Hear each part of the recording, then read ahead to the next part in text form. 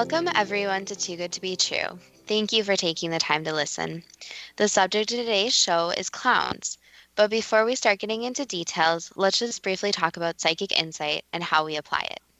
We choose a subject and research it, and based on that research, we determine what we think needs to be explained by creating a series of questions. Then Justina provides psychic insight to answer those questions. The psychic insight is narrated towards the end of the show. Accepting the psychic insight is a question of individual belief. Now let's go through the disclaimers. Here are the disclaimers. Neither of us claim to have any expertise in any subjects that we discuss. We relate information we find through research and the psychic insight. We are always delighted to hear from the listeners. The show only lasts an hour. We don't have the time to present exhaustive research on any topic. This means that there will be information that we miss. We want to provide a basis for the psychic insight. We don't care if a theory turns out too good to be true, as the show name suggests. We are only interested in finding out more of the truth about topics. Spirit can only relate insight that is appropriate for our time in history. Free will cannot be affected. Only comments that are appropriate for our time can be given through the psychic insight. Much of the subject matter in shows may have already been covered many times in other media. We want to look into subjects in a new, different way and be thought-provoking. We are not so good with pronouncing names. We apologize. And neither of us have any particular knowledge of clowns, jesters, or the psychology or of laughter. If we have misstated anything, we apologize. Today we're going to discuss clowns. It was your idea that came completely out of the blue. We will also discuss jesters as they developed along with clowns. You didn't hesitate when I suggested this subject. I think there are a lot of people who don't like clowns or even fear them. Coulrophobia is the fear of clowns. You didn't seem so fond of clowns when I mentioned the subject. But one clown is counting on not too many fearing him. Recently, a headline caught my eye. Professional clown runs for Congress in South Carolina. Here is a quote from Newsweek about candidate Steve Luff. According to what appears to be Luff's LinkedIn profile, Luff studied anthropology at Dartmouth College in New Hampshire. In 1998, he started his career as a professional clown at Ringling Brothers Barnum and Bailey Circus. For 30 years, Luff juggled his profession as a clown and hopes to bring the values he learned at the circus to Congress. Unquote. I'm not sure what is included in values to be learned at a circus, but they have a lot of traditions. Is there such thing as a clown party? I'm not aware of one, but a clown was elected to Congress in Brazil in 2010. Here's a quote from the Reuters website from that year.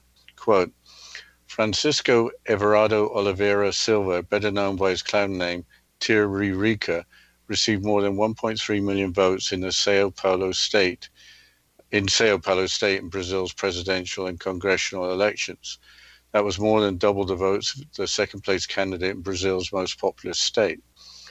Tiririca caught the attention of disillusioned voters by asking for their support with the humorous slogan, "It can't get any worse," and a promise to do nothing more in Congress and report back to them on how politicians spend their time. Unquote.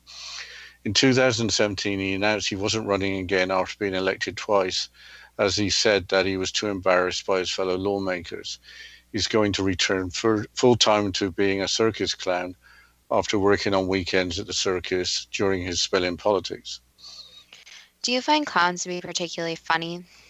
Not really. I'm no fan of traditional circuses. Well, what is the history of clowns? Apparently, clowns started in ancient Egypt 5,000 years ago. African pygmies called dangas were kept to entertain the pharaohs and royal families. About 500 years later, again in Egypt, clowns served a socio-religious and psychological role, and traditionally the roles of priest and clown have been held by the same individuals. I should have known that clowns would be part of an ancient civilization. Yeah, roughly about the same time in ancient Greece and ancient Rome, clowning was mainly done in pantomimes. What is a pantomime? A type of stage entertainment in which performers express meaning through gestures accompanied by music. The idea for the clowns in pantomime was to perform theatrical comic imitations of life through music, song, and narrative. So it was different than a bunch of bodies falling out of an undersized car or riding undersized bicycles. Yes, circus clowns came much later. Where else in the world did clowns show up? In ancient China, about 3,000 years ago, clowns were attached to the imperial court as long ago as the Zhou dynasty. So there were clowns in royal courts. What is the difference between a clown and a court jester? That's the guy in the outfit with bells on and the funny pointed hat also with bells on. If the king didn't like the jokes, then it was off with his head. I think that the off with his head part was just out of old movies. In rough terms, I think of a clown as a comedy actor, where a jester is more of a stand up comedian. There were jesters in ancient Egypt as well as ancient Rome, so there were clowns and jesters with different roles. Jesters are reported as being popular in the Aztec civilization in South America between the 14th and 16th centuries. There appears to be a human need for entertainment, including the need to laugh. I have to need to laugh. I have the need to laugh when I really shouldn't, but laughter is supposed to be the best medicine. According to the website healthguide.org, laughter has the following physical benefits: boosts immunity, lowers stress hormones, decreases pain, relaxes your muscles, prevents heart disease. Laughter has the following mental health benefits: adds joy and zest to life, eases anxiety and tension, relieves stress, improves mood, strengthens resilience. Laughter also has the following social benefits: strengthens relationships, attracts others to us, enhances teamwork, helps diffuse conflict, promotes group bonding. But what is needed to make you laugh? How much time do we have? There's Humor, the International Journal of Humor Research dedicated to the subject. So it's still being researched. But there's a book by Robert Provine, a professor of psychology and neuroscience at the University of Maryland. What is the book called? It is called Laughter, a Scientific Investigation, published in 2001. Apparently, laughter and humor don't always go together. Only about 10% to 20% of laughs are generated by jokes. Where does the other 80 to 90% come from? Professor Praveen, in an article published in the journal Current Directions in Psychological Science in 2004, explained some then undiscovered facts. Laughter is 30 times more frequent in social situations than solitary ones. When alone, people were much more likely to talk to themselves or smile than to laugh. In conversation, speakers are 46% more likely to laugh than their audiences are, punctuating their own talk with laughter. Only 10 to 15% of comments that precede laughter are even remotely funny. People use laughter as punctuation, inserting it to specific places in the vocal stream. The simple answer is that laughter is just normal behavior for us. Have you more information on why we laugh? An article by neuropsychologist Fabian van der Berg in Forbes magazine from 2017 provides a good summary. Laughter, besides being a result of humor, relays social information to others. And I quote, humor laughing is actually a thing. So, what do we see in the brain? When scanning people, we notice that it has to do with expectations and the violation of scripts. We find things funny that don't fit with what we think should happen. Our brains are pretty good at predicting what might happen. We like routines, anything that deviates will pop out. The detection of whether something is funny or not seems to happen in the left anterofrontal and posterior-temporal lobe. Your amygdala then releases dopamine, and spindle neurons transmit the happy feeling to other areas. Different types of jokes result in different types of activation, of course. Puns, for instance, make the language centers go wild. Regardless of the joke type, the brain responds to humor. Humor is when we expect one thing and then something else happens, when our scripts are broken in a non threatening way. This also corresponds with a lot of jokes and physical humor. You expect one thing and then the twist turns it around completely. The brain doesn't necessarily decide if something is funny, it's more a question of did it see it coming? If expectations are violated, it can elect joy and happiness. The entire process, the hows and whys, aren't known yet, but I believe the general consensus is that it relays social information to others. It signals that nothing bad is going on, everything is fine, so join in and don't worry. End quote. Do we learn to laugh at things as we grow up? According to laughter therapist and psychologist Dr. Steve Wilson, infants laugh almost from birth. People who are born blind and deaf still laugh. So we don't learn laughter, it's part of how we are made. What happens in our bodies when we laugh? I will quote from the special needs website, and I quote, 15 facial muscles contract, our breathing becomes irregular, as well as we half close our larynx, and even our tear ducts can be activated. Our muscles throughout our bodies contract as laughter spreads from our face, through our respiratory system, and eventually through our entire bodies. People usually laugh because they're happy, but laughter also has the power to make us happy. Laughter releases endorphins or neurotransmitters that have similar effects as such as drugs as morphine, which are responsible for feelings of euphoria. Within our immune system, laughter increases the amount of T cells, which are the body's natural defense against viruses, cancer cells, and other disease-causing cells. Levels of B cells, which make disease-destroying antibodies, and levels of immunoglobulins A, G, and M, which help fight infection, all rise. End quote. It sounds like laughter is necessary just for a workout and for a healthy immune system. Well, laughter is a workout, but we'll have to continue talking about laughter, clowns, how this all relates, and then get to the psychic insight and the questions after this short break. And you're listening to Too Good to Be True with Justina Marsh and Pete Marsh on the X Zone Broadcast Network, www.xzbn.net.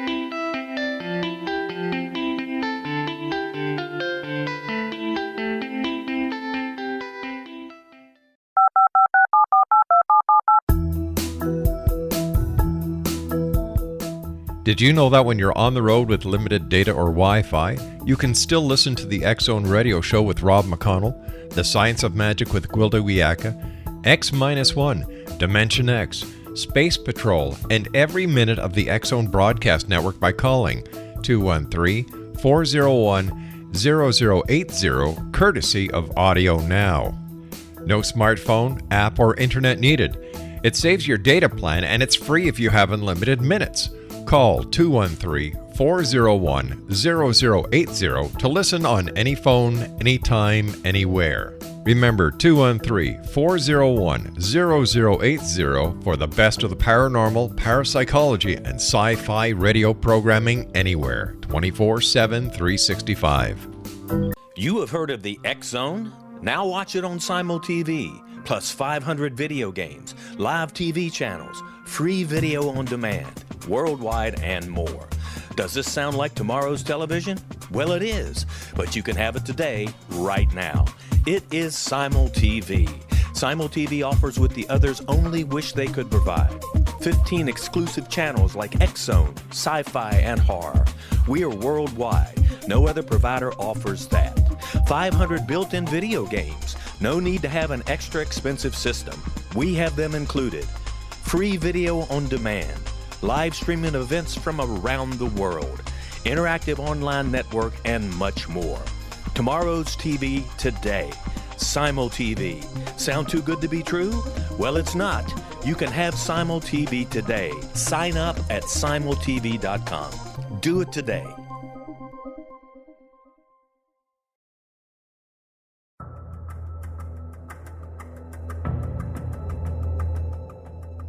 Modern Esoteric, Beyond Our Senses by Brad Olson, consummates the lifeology story about where humanity originates. It is the lost continents, the primitive wisdom, the mythos of creation, and the rethinking of ancient history as we are taught in academia. There is much more to the story than what we have been told. As this is the first book in the Esoteric series, Modern Esoteric starts at the beginning of time and accelerates up to this modern age. Future Esoteric is book 2 in the series and takes a forward-looking position ahead of today with an open and honest examination of the ET issue and various unexplained phenomena.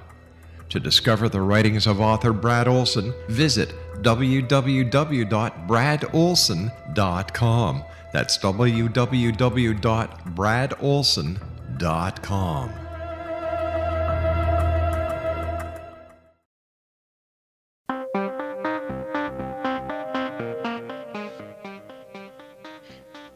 Welcome back to Too Good to Be True. And before the break, we were talking about laughter.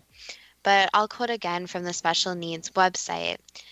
Laughter works the cardiovascular system and lowers blood pressure, so it's like a cardio workout. It also increases memory and cognitive functioning. The average adult laughs only 17 times a day. It all sounds very beneficial, but can you die laughing? Apparently, yes. Here is a quote from Wikipedia. Death from laughter is a rare form of death, usually resulting from cardiac arrest or asphyxiation caused by a fit of laughter. Instances of death by laughter have been recorded from the times in ancient Greece to the modern day. End quote. Here are two examples from the same Wikipedia article. Retainer is another name for servant. Cleopatra, ruler of Egypt in 51 to 30 BC, said her retainer died from laughter after witnessing her husband's death. End quote. And another one, and I'll quote, the 1988 movie comedy A Fish Called Wanda features a scene where actor Michael Palin gets some french fries stuffed up his nose and a pear in his mouth. In 1989, a Danish audiologist named Ole Benson found the scene so side-splittingly funny that his heart rate rose to an estimated 250 to 500 beats per minute, leading to a fatal heart attack. End quote. But let's go back to court jesters. They seem to be fun. Yeah, court jesters in the Middle Ages had other duties besides just making the king or queen laugh. Here's a quote from the website History Extra. Quote, but being selected as the personal jester of a medieval king or nobleman came with a serious health warning. Jesters were often required to go to the battlefield with their masters to carry messages between the leaders of warring armies, demanding that the city surrender to a besieging army or delivering terms for the release of hostages. Unfortunately for the jesters, the enemy did sometimes kill the messenger as an act of defiance, especially if they regarded the terms being offered as an insult. And some used a catapult or trebuchet to hurl the unfortunate messenger or his severed head back to his own camp as a graphic illustration of what they thought of the message. Unquote. Did they have other duties besides becoming projectiles? Yes, they did. They entertained the troops. Here's another quote from the same website. The football referred to is actually soccer. Quote, jesters also had a vital role to play in the battle themselves. In the early Middle Ages, their job was to wage psychological warfare, boosting their army's morale the night before with songs and stories. When the two armies took up their opposing positions in preparation for battle, the jesters would cavort up and down on foot or on horseback between them, calming the nerves of their own men by making them laugh at jokes, singing bawdy or insulting songs, and then calling out mocking abuse to their enemies in order to hearten their own soldiers and demoralize the opposition, rather like modern-day football supporters before a match. Some even juggled swords or lances in front of the enemy, taunting and baiting them until those with the hottest tempers broke ranks and charged prematurely to avenge the insult and kill the fool, which would weaken their defensive position. Unquote. Court jesters were retained by monarchs or nobles, but there were other jesters that travelled around as entertainers. Did Henry VIII have a court jester? Yes, more than one. His best-known jester was Will Somers, who joined Henry's court in 1825. After calling Anne Boleyn a whore and Princess Elizabeth illegitimate, Henry VIII wanted to kill him. But Somers survived to outlive Henry VIII. Here's a quote from the website Times of the Tudors. Fool, as we heard earlier, is another word for jester. Quote, the king was very fond of his fool, and Somers showed his loyalty by remaining in the king's service till the very end of Henry's life. In later years, when the king's ulcer in his leg was causing him immense pain, Will Somers was the only one who could make the king smile. Despite the rather condescending title of fool, Will Somers had a good deal of integrity combined with discretion, which made him perfect for his role at court. He often drew the king's attention to the extravagance of his court by small witty remarks and jokes. Court jesters had always had a special familiarity with the monarchs and the royal family, and was allowed to utter things that would have sent everyone else to the scaffold. Unquote. I think that we should move on to discussing the circus clowns of more modern times. Yes, Philip Astley created what is thought to be the first modern circus in England in 1768. He also created the first circus clown called Billy Buttons. That was based on a popular tale of a tailor trying to ride a horse to vote in an election. Of course, he rode the horse very badly and kept falling off. What is it with clowns and elections? I don't know the answer to that, but here's a quote from Wikipedia regarding how Astley created the traditional circus. Quote, Astley rode in a circle rather than a straight line as his rivals did, and thus chanced on the format which was later named a circus. He performed his stunts in a ring 40 feet in diameter, which is the size used by circuses ever since. In 1770, he hired acrobats, tightrope walkers, jugglers, and a clown to fill in the pauses between acts. Unquote. For the ring, 42 feet in diameter is about 13 meters.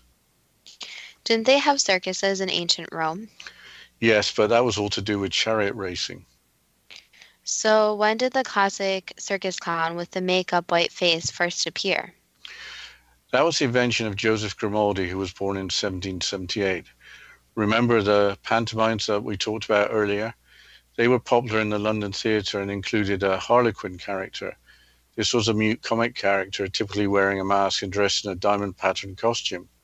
Grimaldi invented a character called Joey, and rather than wearing a mask, put on the white makeup and expanded the comic role so much that Joey the Clown replaced the harlequin. Grimaldi died a depressed alcoholic in 1837 after being out of work due to suffering a series of injuries during his performances. Were there any clowns in North America? Yes, circuses became very popular in the United States in the 19th century, so there were clowns, including a female clown. But before we talk about Amelia Butler, here's a story set in 19th century London from the First Night History website. Quote, the story is told that in 1806, a man goes to visit a doctor who is acclaimed for his ability to treat melancholia. I can't eat, I can't sleep, said the man. I feel constantly miserable. Please help me, doctor. Laughter is the best medicine, my friend, says the doctor. Take yourself off to the Covent Garden Theatre, where you will find the great Grimaldi performing in Harlequin and Mother Goose, or the Golden Egg. It is exquisitely funny and will cure you of all your ills without any pills or potions from my cabinet. The man looks at the doctor for a moment. Ah, he says, that won't help. Why not, sir? The man shrugs. I am Grimaldi. So what is there to know about Amelia Butler? Not a lot, but besides she was a clown in 1858, along with the big red nose that isn't shown in the pictures of Joseph Grimaldi. But she was the first female clown in the United States. Who is the next notable clown in the United States? That was Dan Rice, who looked like the caricature Uncle Sam with the stars and stripes outfit, including the top hat, but with white makeup and the big red nose. Here's a quote from Britannica. Dan Rice, original name Daniel McLaren, born January the 25th, 1823 in New York City, died February the 26th, 1900 in Long Branch, New Jersey, was an American clown who was one of the most highly acclaimed clowns in the history of the circus.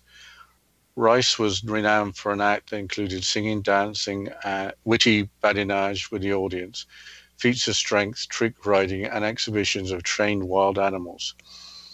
He was a jockey as a boy and started his circus career at 17 when he bought a half interest in a trained pig. Next, he was a strongman, and in 1844 he made his debut as a clown. A star of the one-ring circus, Rice achieved national prominence as an equestrian jester. By the 1860s, he was at the height of his career, commanding the then phenomenal salary of $1,000 a week. He toured the United States with his own one-horse show and with other circuses. I was recognized everywhere by the Uncle Sam beard that was his trademark. President Zachary Taylor made Rice an honorary colonel. In 1868, he put himself forward for the Republican nomination for the presidency. An alcoholic, Rice began walking out on contracts, and in 1885, he made his last tour, unquote. The word badinage means humorous or witty conversation. Again, what is it with clowns and elections? Dan Rice campaigned for Zachary Taylor for president, inviting Taylor to ride on the circus bandwagon in the circus parade. Local politicians would do their best to join them to get in front of the people. That inspired the expression to jump on the bandwagon. It appears that both clowns and politicians want to get in front of the people and get their attention. Yes, but there are different types of clowns, not just whiteface clowns. But let's start with a description of the whiteface clown from Wikipedia. The whiteface or white clown holds the highest status in the clown hierarchy and is the oldest of the clown archetypes. In modern times, when whitefaces perform with other clowns, they usually function as a straight man, top banana, or leader of the group. Whiteface clowns use clown white makeup to cover their entire face and neck, with none of the underlying flesh color showing. Features are then usually painted on in either red or black. What's another type? There is the Auguste or red clown, again from Wikipedia. Accompanying the white clown, there is often another clown variety known as the Auguste or red clown. The Auguste role is different from that of the white clown. In strict classical European circuses of the past, the Augustes were never described as clowns because technically they were not instigators but recipients of the comic doings. The Augustes are the ones who get the pies in the face, are squirted with water, are knocked down on their backside, sit accidentally in wet paint, or have their pants ripped off. Unquote. We'll have to continue talking about clowns after this short break, and you're listening to Too Good to Be True with Justina Marsh and Pete Marsh on the X-Zone Broadcast Network, www.xzbn.net.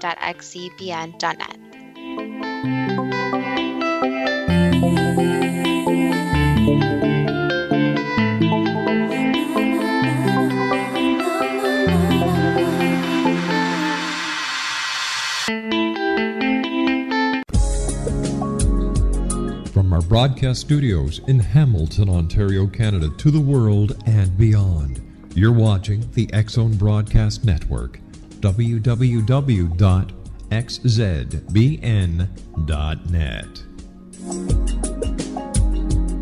AVS Media Den.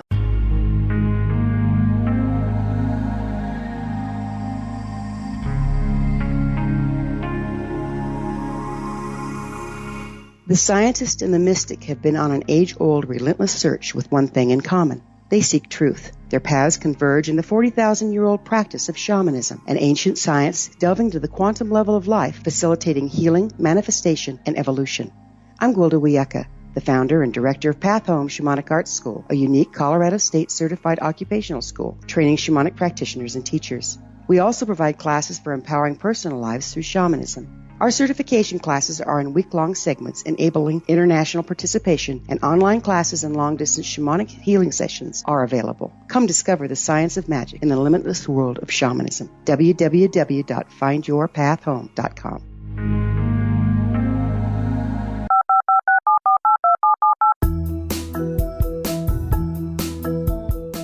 Did you know that when you're on the road with limited data or Wi-Fi, you can still listen to the X-Zone Radio Show with Rob McConnell, The Science of Magic with Gwilda Wiyaka, X-1, Dimension X, Space Patrol, and every minute of the X-Zone Broadcast Network by calling 213-401-0080, courtesy of Audio Now. No smartphone, app, or internet needed. It saves your data plan and it's free if you have unlimited minutes.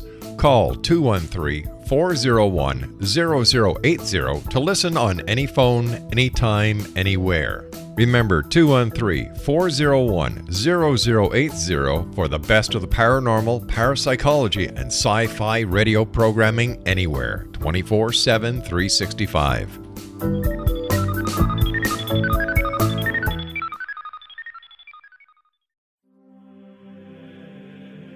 Rob McConnell here, presenting an overview for Nicholas Paul Jennings, author of a fascinating book, Amen. It presents facts revealed by Egyptologists, facts that enable us to understand why Amen is the beginning of creation of God. It provides recommendations for religious leaders of the major religions to unify their beliefs and teach the Word of God. Love one another. Amen informs people how mankind conceived God. It was the Egyptians that developed the concepts of a soul, a hereafter, and Son of God. And finally, after the worship of many gods, they conceived the belief in one universal God, the maker of all there is. For more information, visit www.futureofgodamen.com. That's www.futureofgodamen.com. futureofgodamen.com.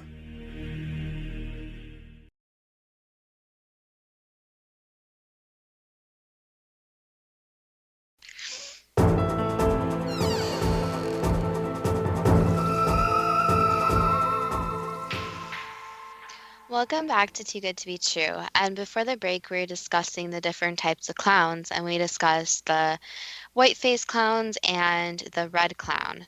So hopefully we don't have too many more types of clowns, but what's next? Yeah, the character clown, again from Wikipedia, quote, the character clown adopts an eccentric character of some type, such as a butcher, a baker, a policeman, a housewife, or hobo. Prime examples of this type of clown are the circus tramps Otto Greebling and Emmett Kelly. On film, Red Skelton, Harold Lloyd, Buster Keaton, and Charlie Chaplin would all fit the definition of a character clown, unquote. I haven't heard of any of these people, except we walked by Charlie Chaplin's old house with a sign on it, quite by accident, a few years ago. Yes, I think we were lost at the time. Mhm. Buster Keaton's and Charlie Chaplin's old silent movies are hilarious. Both Keaton and Chaplin starred in the movie Limelight from 1952. Chaplin plays a once famous stage clown, but now washed up drunk. The once famous stage clown sounds like Joseph Grimaldi. I wonder if there's any connection. I'd never thought of Chaplin as a type of clown, but as a tramp. But I guess a tramp was a type of character clown. But maybe Chaplin unlocked the secret of clowns in his description, how the character of the tramp was spontaneously created. Um, Here's a quote. I don't have the reference, but anyway, a hotel set was built for fellow Keystone comic Mabel Norman's picture, Mabel's Strange Predicament, and I was hurriedly told to put on a funny makeup. This time I went to the wardrobe and got a pair of baggy pants, a tight coat, a small derby hat, and a large pair of shoes. I wanted the clothes to be a mass of contradictions, knowing pictorially the figure would be vividly outlined on the screen. To add a comic touch, I wore a small moustache which would not hide my expression, unquote. The quote actually is from Wikipedia, continues. The clothes seemed to imbue me with the spirit of the character. He actually became a man with a soul, a point of view, unquote. Maybe the clothes being a mass of contradictions while also creating the persona of the character explains why circus clowns could make people laugh. Remember that earlier we mentioned that we laugh when the brain encounters something unexpected in an unthreatening situation. Aren't circus clowns losing their popularity? Yes, traditional circuses are going away. For example, the famous Ringling Brothers and Barnum and Bailey Circus permanently closed in May of 2017. Also, author Stephen King didn't help the image of clowns in his 1986 novel It by including a child-murdering demonic circus clown. There was also the Joker in the 2008 Batman movie, The Dark Knight. He had a white clown face and he was totally psychotic. Here's a quote from the BBC's website from 2008 regarding what some children think of clowns. Quote, and it probably comes as no surprise to horror fans that a University of Sheffield study of 250 children for a report on hospital design suggested children find clown motifs frightening and unknowable, unquote. In 2011, a circus in Worcestershire, England offered clown therapy to overcome colourphobia as more and more adults expressed a genuine fear of clowns. But wasn't there a crime wave involving creepy clowns a few years ago? Here's a quote from Newsweek from 2014. 14 teenagers dressed as clowns were arrested in the south of France on Saturday after arming themselves with knives, baseball bats, and pistols and intimidating local residents, according to French police. The incident is the latest in the wave of incidents featuring people in clown costumes, which has been sweeping France since early October. In Montpellier, a man dressed as a clown was arrested after assaulting a man with an iron bar. End quote. Weren't there more of creepy clowns in 2016? Yes, there was. Here's a quote from Wikipedia. The 2016 clown sightings were reports of people disguised as armed evil clowns in inglorious settings such as near forests and schools. The incidents were reported in the United States, Canada, and subsequently in other countries and territories from August 2016. The sightings were first reported in South Carolina when a 9-year-old boy told his mom that two suspicious males dressed as clowns tried luring him into the nearby woods. By mid-October 2016, clown sightings and attacks have been reported in nearly all U.S. states, 9 out of 13 provinces and territories of Canada, and 18 other countries. Prior to the spate of incidents in 2016, numerous sightings of people dressed as clowns in odd or innocuous settings have occurred throughout the world since 2013. The proliferation of videos and images of those precursor sightings spread through social media posts and viral sharing of content, most notably from DM Pranks, a YouTuber user from Per. I'm going to mispronounce this. Dad, do you want to pronounce that? Perugia. There we go. Thank you. Italy. And the article continues. By mid-October 2016, in the wake of hundreds of clown sightings in the United States and Canada, the phenomenon has spread from North America to Europe, Israel, Australia, New Zealand, Singapore, and South America. End quote. Thank you. With that world news, I think it's time for the first question. Circus clown costumes and makeup exaggerate features, including noses, as well as hands and feet. It just looks freakish, just for a comedy. It's just looking freakish, just for comedy behind people's fear of clowns.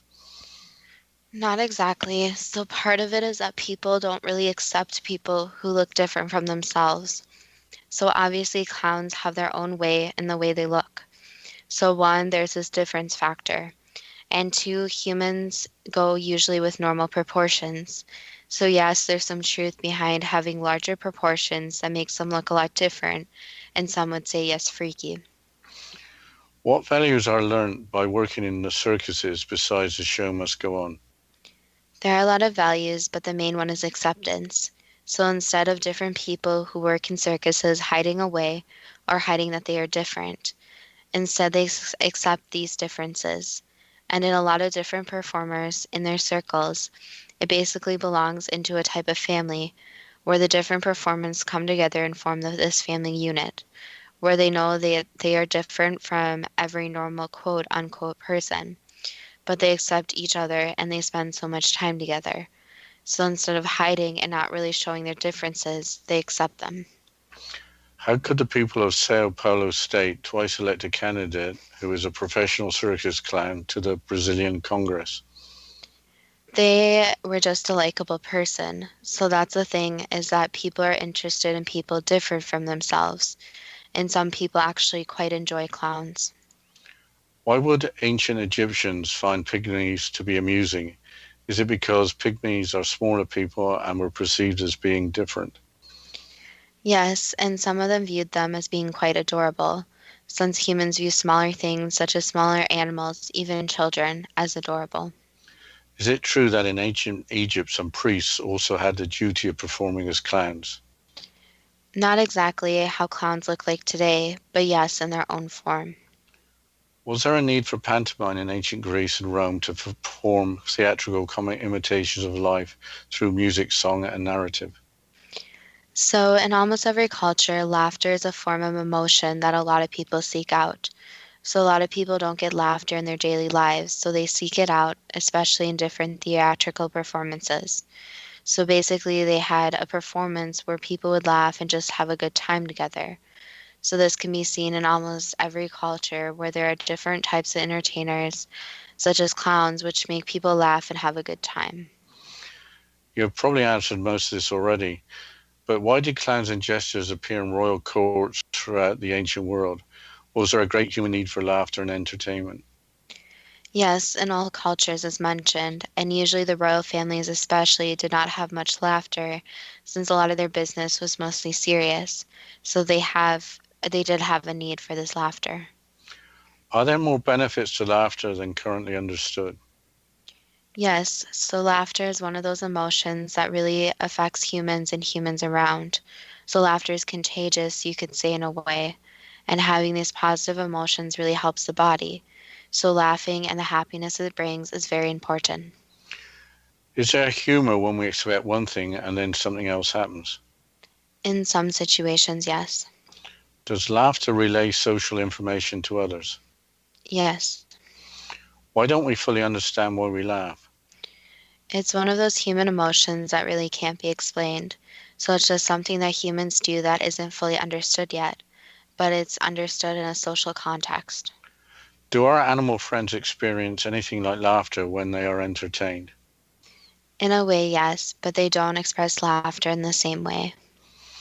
Why are humans born already wired for laughter without having to learn to laugh?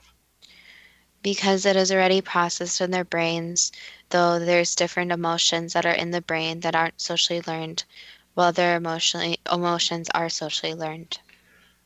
Is laughter necessary for maintaining good health?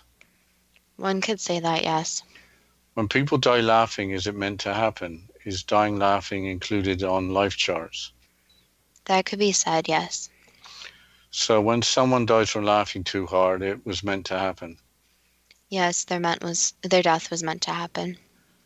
In time of war, how did the court jester become the messenger to the enemy and assign the task of waging psychological warfare along with raising their army's morale?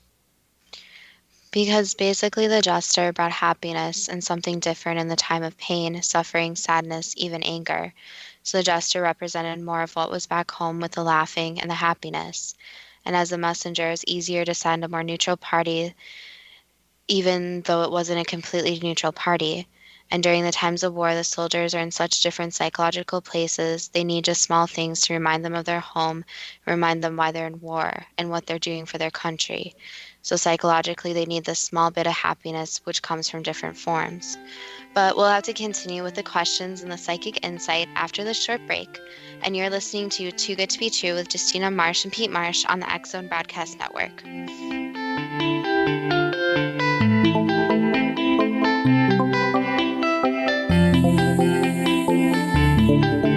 You have heard of the X Zone? Now watch it on Simul TV, plus 500 video games, live TV channels, free video on demand, worldwide, and more. Does this sound like tomorrow's television? Well, it is, but you can have it today, right now. It is Simul TV. Simul TV offers what the others only wish they could provide. 15 exclusive channels like X Zone, sci-fi, and horror. We are worldwide. No other provider offers that. 500 built-in video games. No need to have an extra expensive system. We have them included. Free video on demand. Live streaming events from around the world. Interactive online network, and much more. Tomorrow's TV today. Simul TV. Sound too good to be true? Well, it's not. You can have Simul TV today. Sign up at simultv.com. Do it today.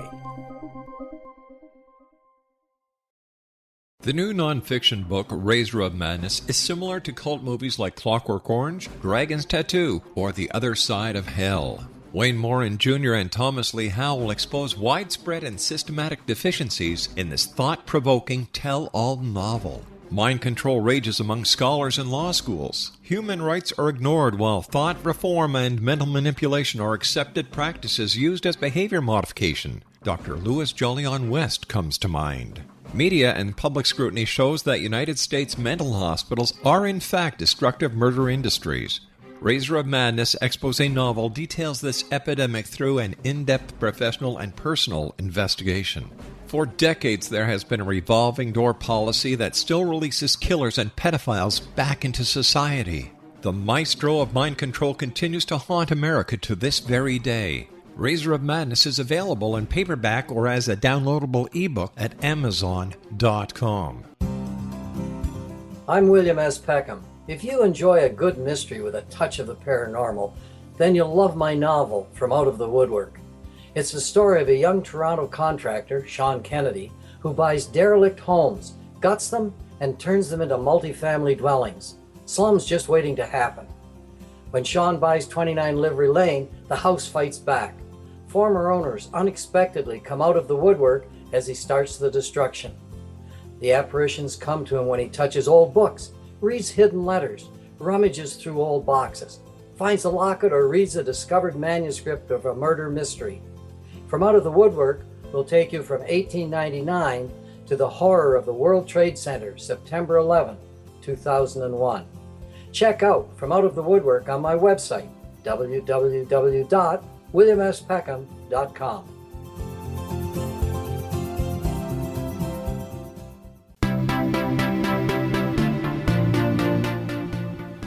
Welcome back to Too Good to Be True. And before the break, we were going through the questions and the psychic insight.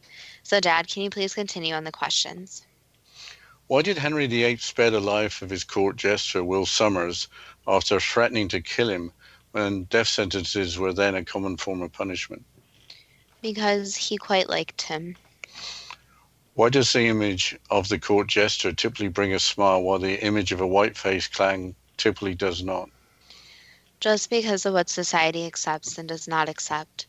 So clowns at one time were very mainstream, where clowns were at a lot of children's birthday parties. They were performing all over. And then clowns became more of a sinister idea. So it's just what people are accepting and not accepting and what they have grown up with. What was the inspiration behind the first circus clown, Billy Buttons? Basically just an image that came up in his imagination and the idea to look different from everyone else in a more fun, creative way. Where did Joseph Grimaldi get the idea for the whiteface clown? Basically, again, just creativity and to stand out. What can we learn from the lifetime of Joseph Grimaldi, aside from loss of health is a far too high a price for fame?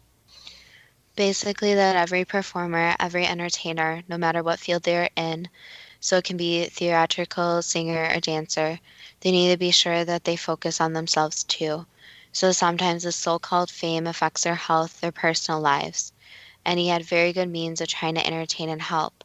But there needs to be a split between having downtime for yourself and also making sure you're helping other people. Is it true that talented comics are often sad in their normal life and don't themselves benefit very much from laughter? Yes, a lot of comedians actually had a rough upbringing, rough childhood, and turning that into something that's humorous and making other people laugh is actually a coping mechanism for them. Besides his obvious talent, how did Dan Rice become so famous and wealthy? Just because of his personality and how likable he was to society and the different people.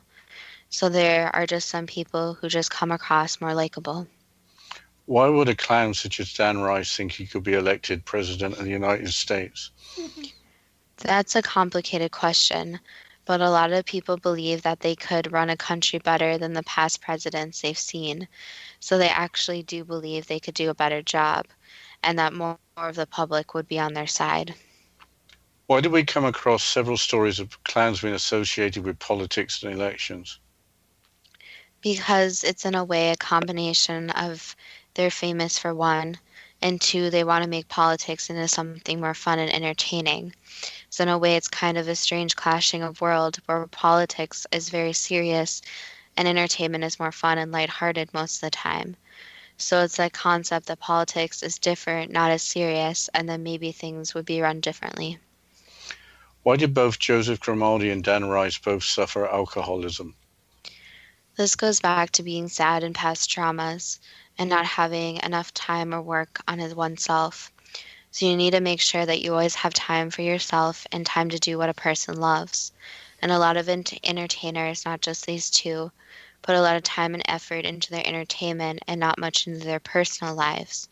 So instead of entertainment becoming their coping mechanism, it turns into something much different. And then they turn into a different coping mechanism, which sometimes in this case, obviously, is alcohol.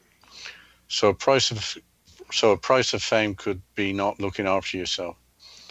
Exactly, and not having a support system in the personal life that they may have needed to cope with past trauma. So to get over any trauma, you need some type of positive coping mechanism, but you also need the support aspect. Was becoming an alcoholic part of the life plans of Joseph Grimaldi or Dan Rice? Yes, both of them. Was it a coincidence in the movie Limelight that the main character was a washed-up alcoholic stage clown having the same situation as Joseph Grimaldi? There was some truth intertwined. So was Charlie Chaplin aware of Joseph Grimaldi? Yes. Does Charlie Chaplin's description of how he invented his most famous movie character, the Tramp, including the clothes being a mass of contradictions, help explain the essential characteristics of any type of clown? That could be said, yes. Do we laugh when the brain encounters something unexpected in an unthreatening situation? Yes, and laughter is also expressed when there's an uncomfortable situation sometimes. So it's not always a positive situation, but some people laugh in situations that are also uncomfortable. How did the whiteface clown end up as a stereotypical creepy clown? So there is this conversion where an everyday scenario, such as going to the circus, became a scenario that was much darker. So that's where a lot of horror is that it's a normal situation. Let's take obviously a clown, for example. So a lot of people have been to a circus at least once in their lives and have seen clowns.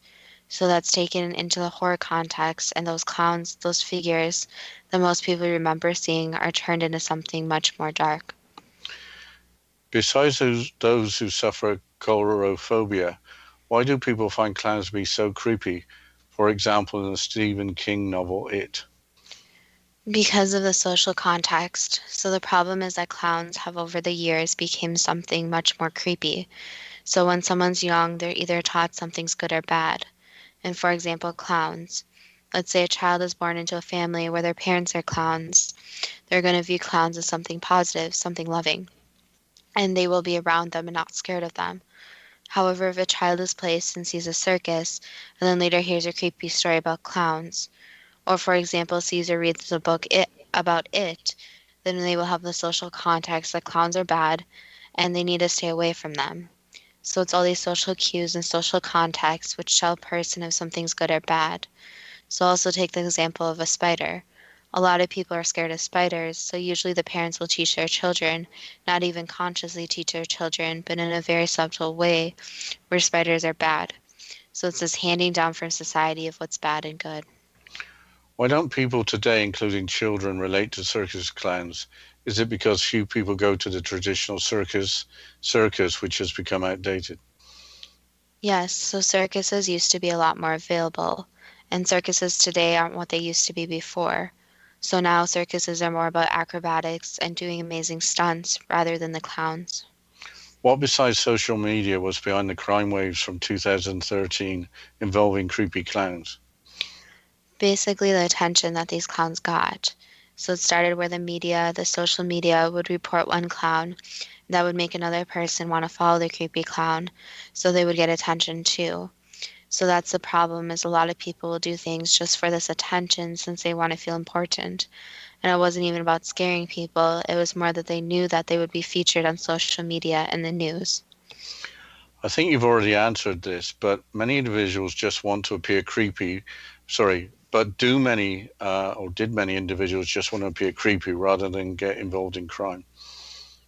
Yes, there were a lot that, again, just wanted attention and didn't actually want to harm anybody. You've probably answered this already for Grimaldi, but what can we learn from the lives of both Joseph Grimaldi and Dan Rice? Basically, in that any career that a person should not get over involved in their career. So there still needs to be time with family, friends, doing things for themselves. And also a lot of entertainers seem to have the perfect life, but that's not always true. So you never see what's going on in the background of entertainers' lives. And they put on kind of a show in a way, even sometimes in their personal lives. So it's important to make others laugh, but it's also important to continue to make yourself happy. So being famous is extremely hard work. Yes, and a lot of people can't handle the pressure. What can we learn from most laughter not arising from jokes? One, that some people laugh in uncomfortable situations, and that's okay. That's how some people cope with situations. And two is that happiness can come in many different forms. So laughing usually makes someone happy, which is positive, but happiness also comes from small or big things. So happiness may come from just going for a walk, reading a book, doing yoga, going to the gym, something small, even smaller things such as getting ice cream for the day. So laughter is linked to happiness, but laughter is not the end all of happiness. That was the last answer. Are clowns something not to be afraid of, too good to be true? That depends on what you are prepared to believe. I hope that the last hour was helpful for those with a fear of clowns. You're among friends. Well, with that, if you are a clown or not a clown, either way, you can visit our Facebook page at Too Good to Be True or our website at toogoodtobetrue.net. and we would love to hear any future suggestions. Is there some other type of phobia you want us to cover? Do you want a show about spiders? I don't like spiders, but we could still do a show about spiders. So you can send us any suggestions there or any comments about today's show. Yes, so we're always looking for new suggestions. We're working on some from listeners, and the more we get, the better. We sometimes combine them, sometimes we don't. But this today wasn't a listener suggestion. It came completely out of the blue, and I think we just want to do something lighter in between more serious subjects. Yes, and Dad, you were also admitted that you don't like clowns very much, so I will be delivering a clown to your house, if that's okay with you. Okay, that's very kind of you. I have to admit, I had a memory of being taken to a circus when I was a very young child, and a distant memory of all the kindness of my parents taking me there, and then not enjoying it and wanting to run out of the place. I think I did.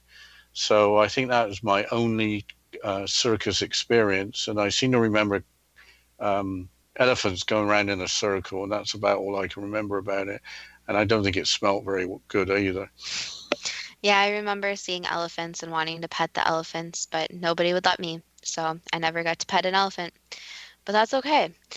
But as always, we'd love to hear from you guys. If you want a show about elephants, I don't know how we would really do that, but if you have any other suggestions, we would love to hear from you guys as listeners. And as always, we thank you for listening, and we look forward to next week's show.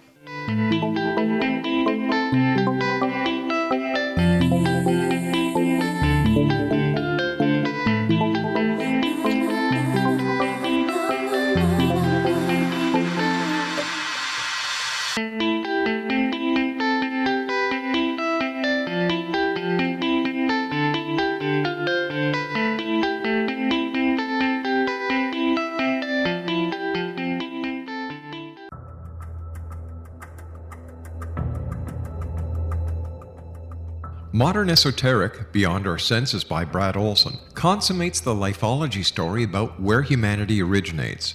It is the lost continents, the primitive wisdom, the mythos of creation, and the rethinking of ancient history as we are taught in academia. There is much more to the story than what we have been told. As this is the first book in the Esoteric series, Modern Esoteric starts at the beginning of time and accelerates up to this modern age. Future Esoteric is book 2 in the series and takes a forward-looking position ahead of today with an open and honest examination of the ET issue and various unexplained phenomena. To discover the writings of author Brad Olson, visit www.bradolson.com. That's www.bradolson.com.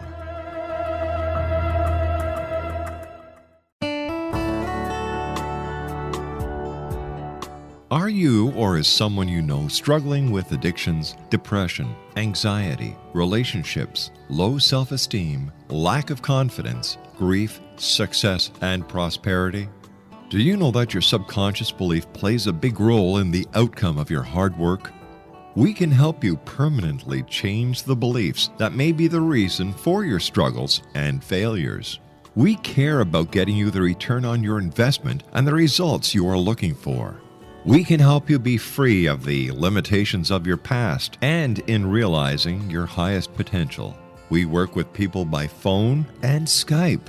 For more information, visit us at www.ritasoman.com. That's www.ritasoman.com.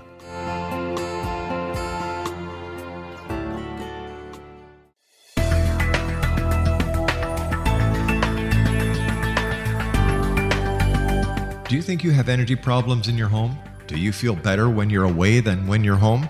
Joey Korn is a global leader in the world of dowsing who specializes in personal energy clearing and space clearing. He can help you create an ideal energy environment in your home no matter where you live in the world. Learn about his remote spiritual house cleaning services and much more at www.dowsers.com. You can get Joey's book, Dowsing, A Path to Enlightenment, as well as other dowsing books and tools, Kabbalah books, and Walter Russell books. Joey's work is really amazing. Go to dowsers.com right now. That's DOWSERS.com or call 1-877-DOWSING. That's 1-877-369-7464.